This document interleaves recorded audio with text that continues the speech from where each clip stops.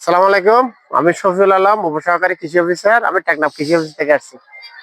আমরা এখানে আজকে আসছি। আমাদের এখানে 5-6টা বেড করা হয়েছে। এখন 6টা বেডের মধ্যে আমরা 6 ধরনের শাকসবজি রোপণ করবো। আজকে আমরা যারা আছে বীজ নিয়ে অলরেডি রেডি হয়ে আছি। আমরা 6 ধরনের বীজ রোপণ করব। এটার মূল উদ্দেশ্য হচ্ছে আমাদের বাড়িতে যে এখানে আমাদের ওঠা মানে পিছনে জায়গা পড়ে থাকে, কিন্তু আমরা ওখানে ফেলে রাখি, এটা তো কোনো কিছু করি না, চাষবাস করি না। এখন যদি আমার বাড়িতে যদি এই ধরনের যদি আমি 6টা বেডের মধ্যে 6 রকম শাকসবজি দিই, সারা বছর আমরা কিছু না কিছু শাকসবজি খেতে পারবো। কিন্তু আমাদের শাকসবজি আমাদের শরীরের খুবই উপকারী। কেন উপকারী? মানুষের শরীরের মধ্যে 6 প্রকারের পুষ্টি দরকার হয়। একটা হচ্ছে আমিষ, শর্করা, চর্বি, ভিটামিন, খনিজ লবণ, পানি। এই 6 প্রকারের পুষ্টি যদি মানুষের শরীরে থাকে, তাহলে ওই মানুষ থেকে কোনোদিনও রোগ হবে না। আমরা যারা স্টুডেন্ট আছি, আমাদের যদি কোনো কারণে যদি জ্বর ওঠে অথবা অসুস্থ হয়ে যায়, তাহলে আমাদেরকে ভালো হবে না খারাপ হবে? যদি একদিন অসুস্থ হয় পরীক্ষা দিতে পারবা? পড়ালেখা করতে পারবো না। তখন অসুস্থ হয়ে গেলে কিন্তু আমাদের ওইটা খেসারত দিতে হয়। সেই জন্য আমরা যদি এই 6 প্রকারের পুষ্টি যদি খেতে চাই, তাহলে আমাদের অবশ্যই এই ধরনের একটা বাগান করা দরকার। কারণ আমরা আয়রন পাবো কোথায় থেকে? শাকসবজি থেকে।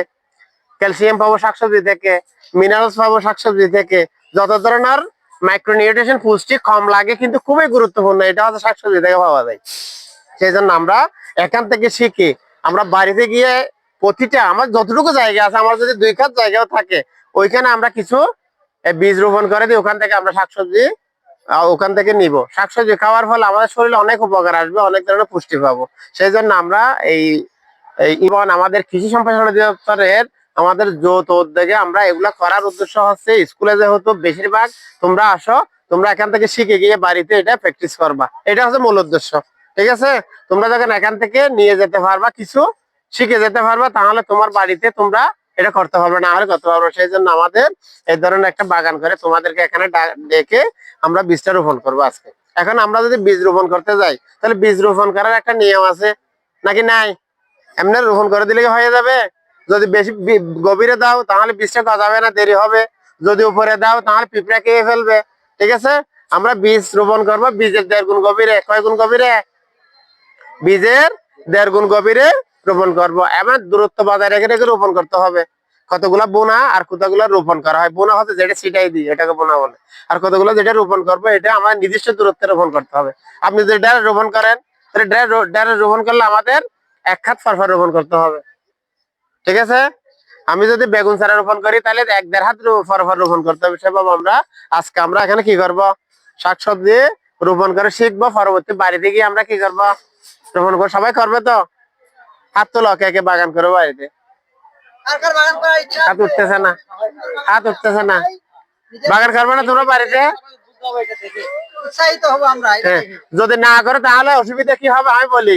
যদি বাগান না করো, শাকসবজি খেতে পারবে না, থাকবে না। আর আমরা বাজার থেকে যে শাকসবজি কিনে আনি, ওগুলোতে প্রচুর পরিমাণে কীটনাশক দেয়। তো কীটনাশক যুক্ত শাকসবজি যদি তুমি খাও, তোমার শরীরের মধ্যে বিষ ঢুকবে।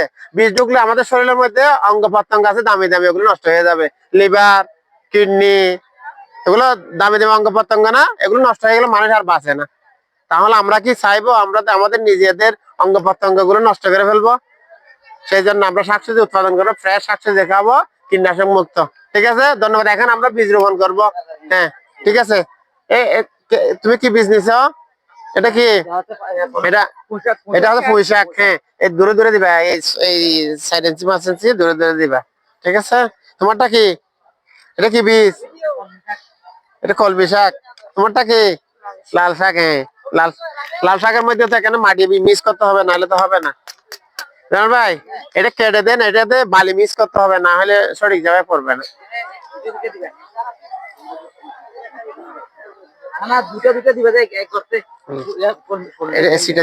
এখানে গর্তের মধ্যে 3-4টা দিবা, মানে কি গুচ্ছ আকারে দিবা আর কি।